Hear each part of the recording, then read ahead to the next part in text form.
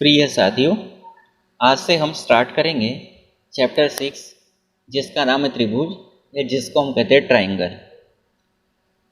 कक्षा 9वीं में आप लोगों ने त्रिभुजों की सर्वांग समता के बारे में पढ़ा था। सबसे पहले हम उसको डिस्कस करते हैं और उसके बाद में आगे इस चैप्टर को बढ़ाते हैं। तो सबसे पहली बात हमने कक्षा 9वीं में पढ़ा था त्रिभुजों के बारे में, और त्रिभुज के बहुत सारे गुणों का अध्ययन हमने उस चैप्टर में किया था। उसमें हमने त्रिभुजों की सर्वांग समता के बारे में पढ़ा था। तो सबसे पहले हम वही देखते हैं, त्रिभुजों की सर्वांग समता।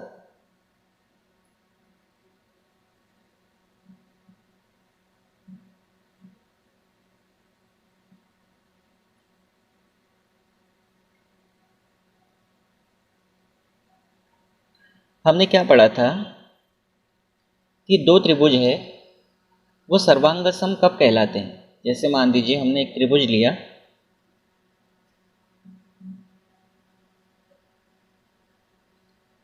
ये, और इसी के जैसा हमने दूसरा त्रिभुज बनाया। इस त्रिभुज का नाम हम देते हैं ABC और इस त्रिभुज का नाम हम देते हैं PQR। ये दो त्रिभुज हैं। तो अगर मैं कहूँ कोण A है, ये वाला कोण A है, इसके संगत कोण कौन सा है, तो इसके संगत कॉरेस्पॉन्डिंग कोण है P, संगत कोण। उसी प्रकार कोण B है, इस कोण B के संगत कोण है कोण Q, और कोण C के संगत कोण है कोण R। ये कहलाते हैं संगत कोण। ये AB भुजा है, इस AB भुजा के संगत भुजा है PQ, BC के संगत भुजा है QR, और AC के संगत भुजा है PR। इसमें हम क्रम आगे पीछे बोल सकते हैं, जैसे CA बोल सकते हैं या फिर AC भी बोल सकते हैं। इसको RP या PR कह सकते हैं। तो ये कहलाते हैं संगत कोण और ये कहलाती है संगत भुजाएं। तो दो त्रिभुज सर्वांग सम कब होते हैं? दो त्रिभुज सर्वांग सम तब कहलाते हैं जब उनके संगत कोण बराबर हो। जैसे कोण A है, इसके संगत कोण है P, ये बराबर हो। कोण B है, इसके संगत कोण है Q, ये बराबर हो। कोण C, इसके संगत कोण है कोण R। तो ये वाला कोण इस कोण के बराबर हो, ये वाला कोण इस कोण के बराबर हो, और ये वाला कोण इस कोण के बराबर हो, यानी संगत कोण बराबर हो। इसको हम कहते हैं संगत कोण बराबर हो।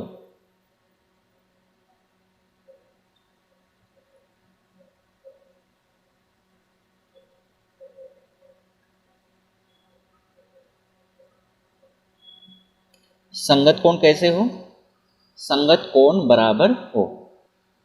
साथ ही साथ ये जो AB भुजा है, इस AB भुजा के बराबर हो PQ भुजा,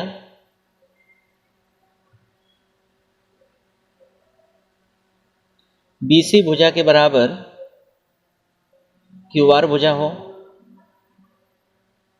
और AC भुजा के बराबर, अगर आप AC लिख रहे हो तो आपको PR लिखना पड़ेगा, PR, यानी संगत भुजाएं भी बराबर हो।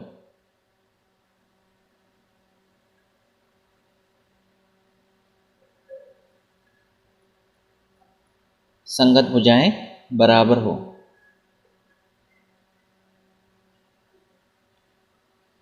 तब उस स्थिति में दो त्रिभुज सर्वांग सम कहलाते हैं।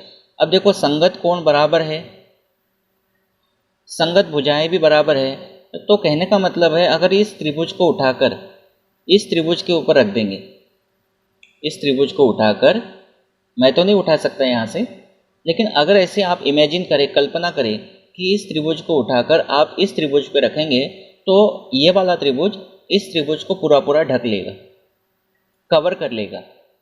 और जब ढक लेगा, इसका मतलब यह है कि ये वाला त्रिभुज इस त्रिभुज को कब ढक रहा है, क्योंकि दोनों का जो शेप है वो सेम है। शेप कैसा है? सेम है। साथ ही साथ कोण बराबर है, संगत कोण बराबर है, संगत भुजाएं बराबर है, तो साइज भी सेम होगा। अगर शेप में कहूँ तो इसको हिंदी में कहते हैं आकार, और साइज को कहते हैं आमाप। तो हम हिंदी के शब्दों का प्रयोग नहीं करेंगे, हम इंग्लिश के शब्दों का प्रयोग करेंगे कि दो त्रिभुज सर्वांगसम कब कहलाते हैं, जब दोनों के शेप सेम हो और साथ ही साथ साइज भी सेम हो। तो उस स्थिति में हम दो त्रिभुजों को सर्वांगसम कहते हैं, और ये उनकी शर्तें हैं कि संगत कोण बराबर हो और संगत भुजाएं ये भी बराबर हो। तो ये बात हो गई त्रिभुजों की सर्वांगसमता के बारे में। त्रिभुज सर्वांगसम कब होते हैं? त्रिभुज सर्वांगसम तब होते हैं जब शेप सेम हो और साइज भी सेम हो, यानी दोनों का शेप देखेंगे तो दोनों बराबर ट्राइंगल है और दोनों के साइज भी सेम है, इसीलिए दोनों त्रिभुज क्या है, दोनों त्रिभुज आपके सर्वांगसम है। तो ये हो गए त्रिभुजों की सर्वांगसमता के बारे में, जो आप पिछली कक्षा में पढ़ चुके हैं। ये तो आपको दिमाग में आ गया होगा ये कि दो त्रिभुज सर्वांगसम कब कहलाते हैं, जब उनके शेप सेम हो और साइज भी सेम हो। अब आगे हम चलते हैं और हमारा जो टॉपिक है इस अध्याय के लिए वो है त्रिभुजों की समरूपता। अच्छा, इसका जो सर्वांगसमता का चिन्ह क्या है, ये इस तरह का होता है, बराबर के चिन्ह के ऊपर इस तरह से बनाते हैं, ये चिन्ह है सर्वांगसमता का। ठीक है, जैसे हमारे हाथ है, एक हाथ को दूसरे हाथ के ऊपर रखोगे तो एक दूसरे को पूरा पूरा कवर कर लेगा, मतलब हमारे हाथ भी कैसे हैं, सर्वांगसम। ठीक है, जैसे अगर मैं कहूँ कि 2000 का नोट ले लो, तो 2000 के नोट जो है उनकी भी शेप सेम होती है और साइज़ भी सेम होती है, तो वो भी कैसे हैं, वो भी सर्वांगसम। तो बहुत सारे उदाहरण हम ले सकते हैं। तो ये हो गए सर्वांगसमता, उसका चिन्ह ध्यान रखना है, इस तरह का होता है, बराबर के चिन्ह के ऊपर ऐसा बनाते हैं। तो ये जो चिन्ह है ये है सर्वांगसमता का। अब हमारा जो मेन टॉपिक स्टार्ट होता है वो है त्रिभुजों की समरूपता।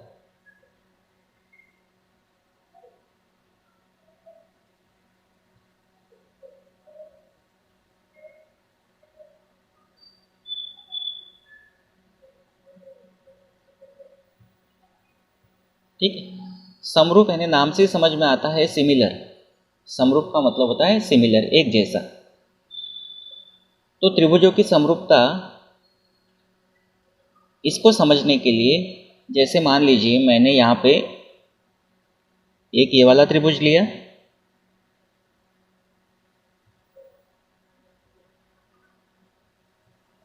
एक इससे बड़ा त्रिभुज लिया, थोड़ा सा बड़ा दिख रहा होगा, और एक इससे बड़ा त्रिभुज ले लिया।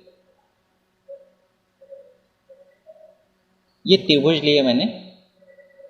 अब तीनों त्रिभुजों में आप देखो, इनका नाम हम दे देते हैं, जैसे कुछ भी नाम दे सकते हैं, ABC, DEF और PQR। तो आप तीनों त्रिभुजों में देखोगे तो तीनों त्रिभुजों का शेप सेम है। शेप सेम है मतलब ये भी ट्राइंगल है, ये भी ट्राइंगल है, ये भी ट्राइंगल है, मतलब तीनों का शेप जो है वो सेम है, शेप सेम है। ये बात समझ गए होंगे कि तीनों जो ट्राइंगल है, तीनों ट्राइंगल का शेप सेम है। लेकिन अगर आप साइज देखोगे तो इसका साइज छोटा है, इसका साइज थोड़ा बड़ा है, इसका साइज उससे बड़ा है, मतलब साइज जो है वो समान नहीं है। समान होता तो भी चल जाता, समान हो तो भी कोई दिक्कत नहीं है, लेकिन तीनों का जो साइज है वो अलग अलग है।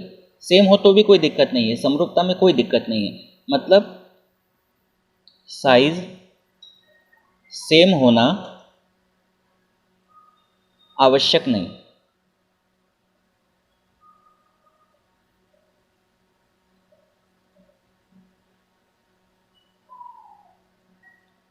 ठीक है, तो आप ये ध्यान रखेंगे, अगर हम किन्हीं दो आकृतियों की बात करें, जैसे अगर इन दो आकृतियों की बात करें या इन दो आकृतियों की बात करें, तो कोई भी दो आकृतियां हैं वो समरूप कब कहलाती है, कोई भी दो आकृतियां समरूप तब कहलाती है जब उनके शेप सेम हो और साइज सेम होना आवश्यक नहीं। आवश्यक नहीं का मतलब साइज सेम हो भी सकते हैं और साइज अलग अलग भी हो सकते हैं।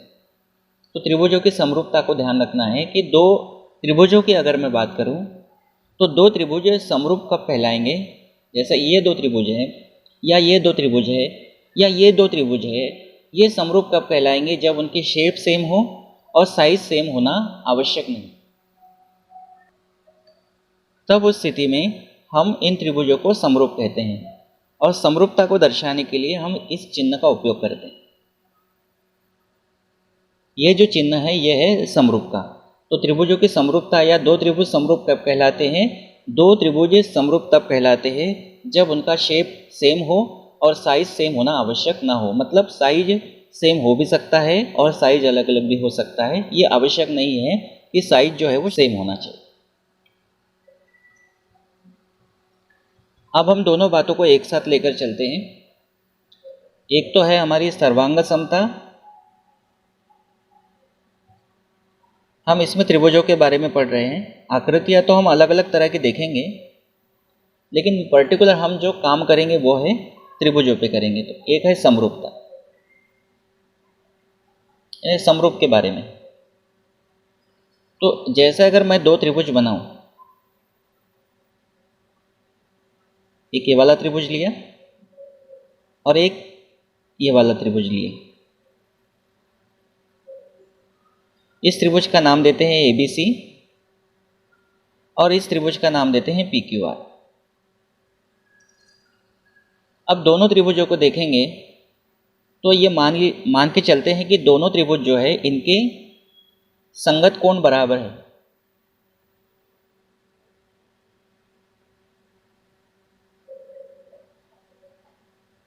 और संगत भुजाएं आनुपातिक है, मतलब दोनों का जो शेप है वो सेम है और दोनों का जो साइज है वो भी सेम है। अब दोनों का शेप सेम है, साइज सेम है, तो उस स्थिति में दोनों त्रिभुज कैसे होंगे? सर्वांग सम होंगे। अब अगर मैं ये कहूँ कि दोनों त्रिभुजों के शेप और साथ ही साथ साइज भी इसका सेम है, तो यहाँ पर शेप सेम है और साइज भी सेम है, जैसा कि हमने यहाँ पे समझ लिया है। अब यहाँ पे शेप सेम है, साइज सेम है और हमने समरूपता में ये पढ़ा था कि साइज सेम होना आवश्यक नहीं है। मतलब साइज अगर सेम होता है तो अच्छी बात है और नहीं है तो कोई दिक्कत नहीं है। मतलब ये दोनों त्रिभुज जो है ये समरूप भी होंगे, क्योंकि सर्वांग सम तो ये है। सर्वांग सम इसलिए है क्योंकि दोनों का शेप सेम है और साइज भी सेम है। तो ये दोनों त्रिभुज सर्वांग सम तो है, लेकिन दोनों का शेप सेम है और साइज सेम है, नहीं होता तो भी चलता, तो ये समरूप भी है। तो यहाँ से आप ये दिमाग लगा सकते हैं, ये समझ सकते हैं कि दो त्रिभुज अगर सर्वांग सम है तो वो समरूप होते हैं।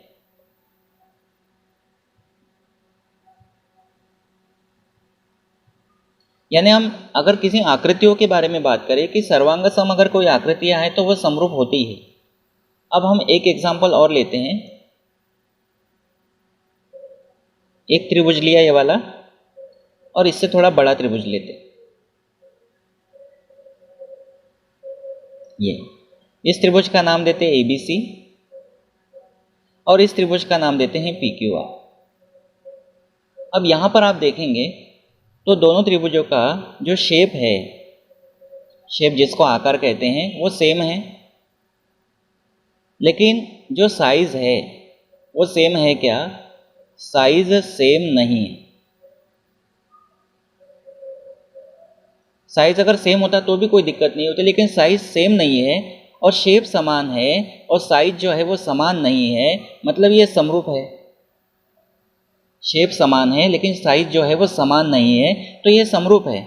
लेकिन अब जैसा कि मैंने आपको बताया कि इसका जो शेप है वो सेम है और जो साइज है वो सेम नहीं है, तो ये सर्वांग सम नहीं होंगे ये त्रिभुज।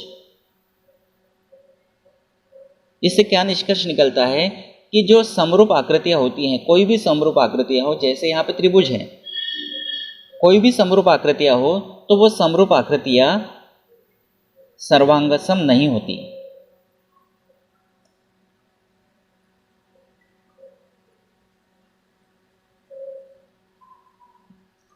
अब सर्वांग सम नहीं होती का मतलब यह है कि हमेशा नहीं होती, हमेशा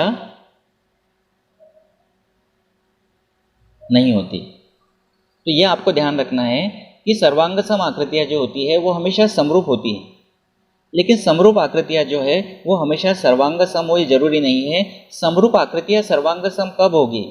समरूप आकृतियाँ सर्वांग सम तब होगी जब उनके शेप सेम होंगे और उनके साइज सेम होंगे, तभी वो सर्वांग सम होगी, और नहीं तो भी समरूप आकृतियाँ सर्वांग सम नहीं होगी। तो यहाँ से बहुत ही अच्छे से इस बात को ध्यान रखना, क्या कि सर्वांग सम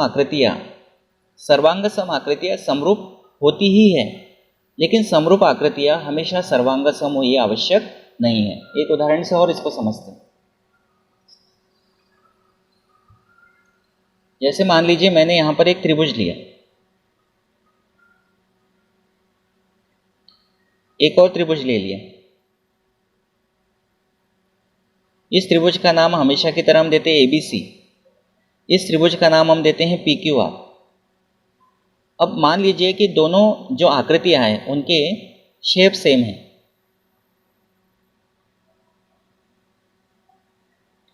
और दोनों के साइज भी सेम है।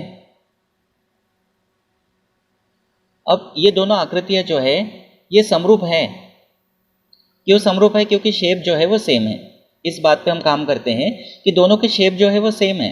शेप कैसे है? समान है। ये भी ट्रायंगल है, ये भी ट्रायंगल है, दोनों के शेप सेम है, तो ये समरूप है। लेकिन आप इन आकृतियों को देखेंगे तो दोनों के साइज भी सेम है, दोनों के साइज भी सेम है। और जब दोनों के साइज भी सेम है तो ये जो आकृतियां समरूप, इसको कहा था, क्यों कहा था समरूप? समरूप इसलिए कहा था क्योंकि दोनों के शेप सेम थे।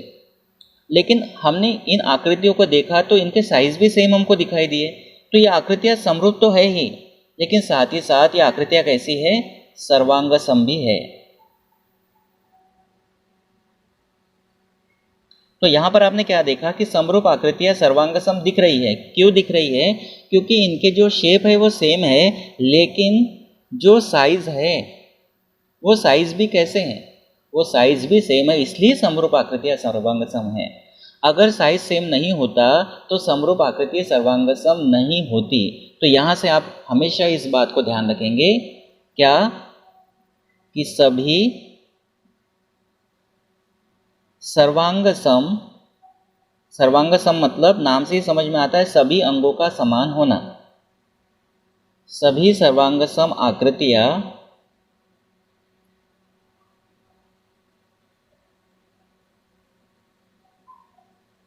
समरूप होती ही है।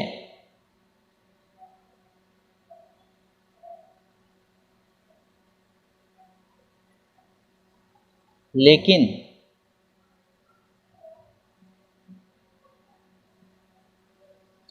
सभी समरूप आकृतियां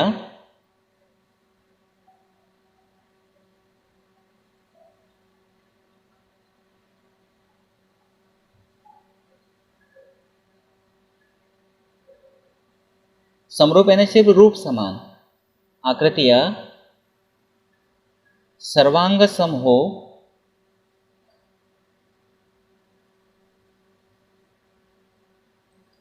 ये हमेशा आवश्यक नहीं है।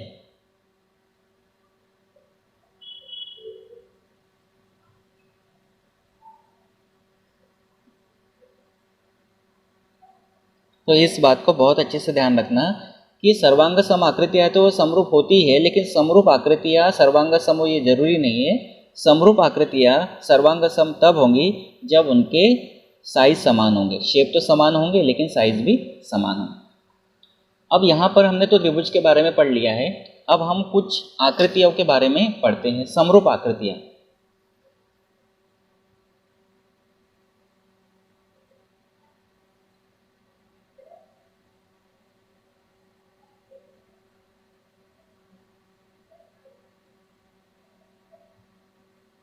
जैसे मैंने वृत्त लिया, एक ये वृत्त बनाया, इससे थोड़ा बड़ा वृत्त बना लेते हैं, इससे थोड़ा और बड़ा वृत्त बना लेते हैं, इससे थोड़ा बड़ा वृत्त बना लेते हैं। ठीक है, तो ये हमने वृत्त बनाया और ये इसका केंद्र है। तो इसकी त्रिज्या अगर इन दो आकृतियों की बात करें तो क्या दोनों के शेप सेम है? तो दोनों के शेप जो है वो समान है, और जब दोनों के शेप समान है तो ये समरूप है। सभी के शेप समान है, और जब सभी के शेप समान है तो ये सभी समरूप है। लेकिन क्या इनकी त्रिज्याएं समान हैं? इनकी त्रिज्याएं जो है वो अलग अलग हैं, और जब इनकी त्रिज्याएं अलग अलग है तो ये सर्वांग सम नहीं है। लेकिन ये सभी आकृतियाँ कैसी है? समरूप है। लेकिन अगर मैं कहता कि इस वृत्त की त्रिज्या 2 सेंटीमीटर है उदाहरण के लिए, और एक ऐसा ही वृत्त बनाता, मान लीजिए उदाहरण के लिए इसकी त्रिज्या भी 2 सेंटीमीटर है, तो अब दोनों के शेप जो है वो समान है, लेकिन दोनों की त्रिज्या 2 सेंटीमीटर है तो दोनों के साइज भी समान होंगे। तो उस स्थिति में ये दोनों आकृतियाँ कैसी होगी? सर्वांग सम होंगी।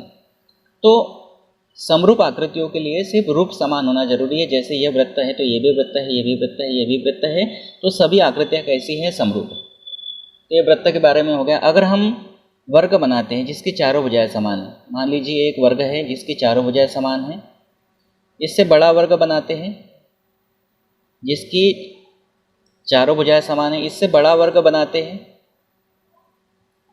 इसकी भी चारों भुजाएं समान है, तो ये आप देखेंगे तो सभी के रूप समान है, यानी सभी वर्ग है। सभी क्या है? वर्ग है। क्योंकि इसकी अगर एक भुजा 2 सेंटीमीटर है तो सारी भुजा 2 सेंटीमीटर है, इसकी भुजा अगर 4 सेंटीमीटर है तो सभी 4 सेंटीमीटर है, इसकी भुजा 6 सेंटीमीटर है तो सभी 6 सेंटीमीटर है। मतलब ये सभी आकृतियाँ जो है उनके जो शेप है वो सेम है, समान है। ये भी वर्ग है, ये भी वर्ग है, ये भी वर्ग है, तो ये सभी आकृतियाँ क्या है? समरूप आकृतियाँ। ठीक है। और ट्राइंगल के बारे में तो आपने समझ ही लिया।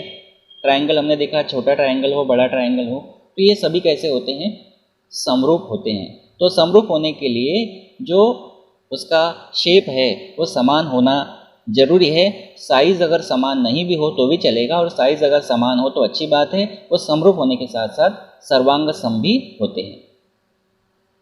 अब एक एग्जाम्पल हम और लेते हैं। जैसे मान लीजिए एक व्यक्ति है, एक उसकी फ़ोटो है जब वो 10 साल का था, और एक उसकी फ़ोटो है जब वो 40 साल का था। एक फ़ोटो है मान लीजिए किसी व्यक्ति का जब वो 10 साल का है, 10 वर्ष का है, और एक और फ़ोटो है उसका जब वो 40 साल का हो गया। तो दोनों फ़ोटो आप देखेंगे, दोनों पासपोर्ट साइज की फ़ोटो है मान लीजिए। तो आप इन दोनों फ़ोटो को देखकर क्या कहेंगे? दोनों फोटोग्राफ को देखकर हम ये कहेंगे कि दोनों का साइज जो है सेम है। साइज तो दोनों का समान है। ये फ़ोटो जितनी है ये फ़ोटो भी उतनी ही आपको दिखाई दे रही है, मतलब साइज सेम है। लेकिन अगर मैं शेप की बात करूं, तो दोनों के शेप समान होंगे क्या? ये जो शेप होगा वो 10 साल के व्यक्ति का होगा, मतलब ये बच्चे का शेप दिखेगा। और ये यहाँ जो फ़ोटो है ये 40 साल की है, 40 साल के व्यक्ति की है, मतलब यहाँ एक व्यक्ति का शेप दिखेगा, एक बड़े व्यक्ति का, बड़े आदमी का शेप दिखेगा। मतलब दोनों के शेप जो है वो सेम नहीं है, शेप जो है वो समान नहीं है। और हम लोग जानते हैं कि समरूप आकृतियों के लिए शेप का समान होना जरूरी है। साइज अगर समान नहीं भी हो तो चलेगा, या साइज समान है तो कोई दिक्कत नहीं है, लेकिन जो शेप है वो तो समान होना ही चाहिए। और यहाँ आप देखेंगे तो ये बच्चे का शेप दिखेगा, ये बड़े व्यक्ति का शेप दिखेगा, क्योंकि ये 10 साल का है और ये 40 साल का है, तो दोनों के शेप समान नहीं। तो क्या इनको आप सर्वांग सम आकृतियाँ कहेंगे? सर्वांग सम नहीं कहेंगे। तो अब हम ये बात समझ गए हैं कि सर्वांग सम समरूप नहीं है, ये समरूप नहीं है। तो आप इस बात को समझ गए होंगे कि दोनों आकृतियों के समरूप होने के लिए शेप का सेम होना जरूरी है।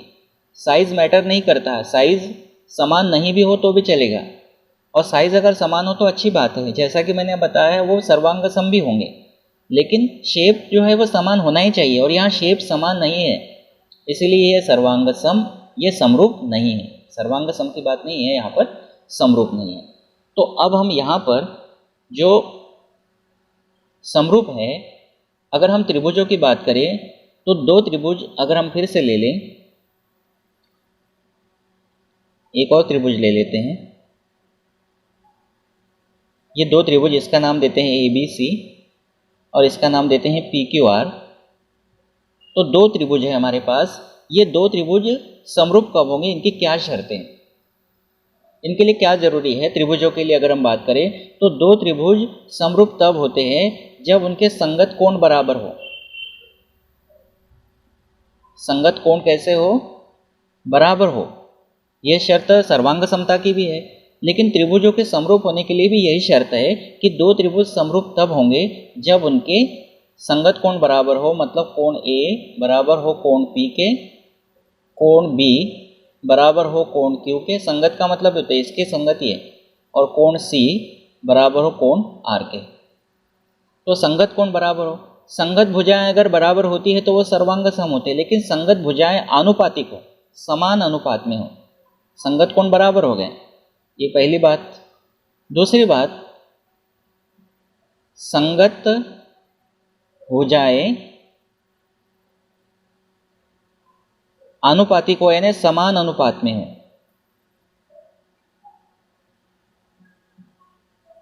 समान अनुपात में हो, ऐसा कह सकते हैं। जैसे मान लीजिए ये भुजा 5 सेंटीमीटर है, ये भुजा 10 सेंटीमीटर है, ये भुजा 5 सेंटीमीटर है, ये भुजा 10 सेंटीमीटर है, ये भुजा 5 सेंटीमीटर है, ये भुजा 10 सेंटीमीटर है। तो AB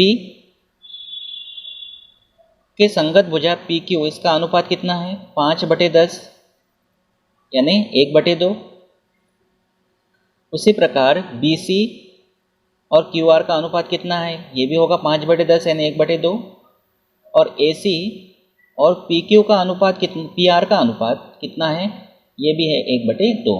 तो अब आप यहाँ इस बात को बहुत अच्छे से समझ जाएंगे कि दो त्रिभुज समरूप तब होते हैं जब उनके संगत कोण बराबर हो और संगत भुजाएं बराबर ना हो।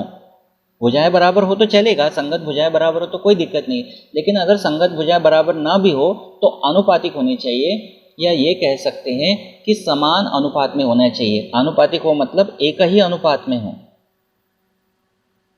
एक ही अनुपात में हो। तो ये है त्रिभुजों की समरूपता के लिए शर्तें, या एक प्रकार से उसके डेफिनेशन भी आप इसको बना सकते हैं। तो दो त्रिभुज समरूप कब कहलाते हैं, जब उनके संगत कोण बराबर हो और संगत भुजाएं आनुपातिक हो या समान अनुपात में हो, एक ही अनुपात में हो। तो इस तरह से ये हमने समरूप आकृतियों के बारे में बेसिक समझा, और साथ ही साथ कक्षा 9वीं में हम लोगों ने जो त्रिभुजों की सर्वांग समता पढ़ी थी उसके बारे में भी हमने सीखा। फिर अगले वीडियो में हम प्रश्नावली 6.1 को लेकर आएंगे। बहुत अच्छे से आप इस वीडियो को देख लीजिएगा। अगर कोई बात नहीं समझ में आएगी तो एक बार फिर रिपीट करके इसको आप देख सकते हैं। तो आशा करता हूँ आपको ये वीडियो अच्छा लगा होगा। अगर आप मेरी चैनल पे पहली बार आए हैं तो चैनल को सब्सक्राइब कर लीजिए, वीडियो को लाइक कर सकते हैं। Thank you.